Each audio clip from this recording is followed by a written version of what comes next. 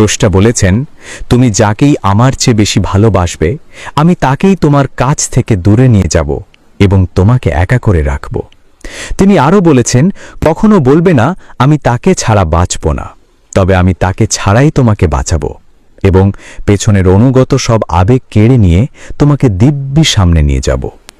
তুমি কি দেখো না, ঋতুরাও বদলাতে থাকে, ছায়া দেয়া গাছের পাতাও যায় শুকিয়ে, ধৈর্য হারিয়ে যায়, কিন্তু তোমার স্রষ্টা ধৈর্যশীল ও পরম দয়ালু। সেই ঝরে যাওয়া পাতার ডাল থেকেই আবার সবুজ পাতা গজায়।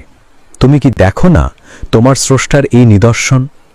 যে মানুষটাকে তুমি নিজের অংশ ভাবতে, সেই মানুষটাই একদিন অচেনা হয়ে যায়, তোমার মন ভেঙে যায়, এমনকি তোমার বন্ধুও শত্রুতে পরিণত হয়, আর শত্রুও খানিক সময় পরে পরিণত হয় বন্ধুতে।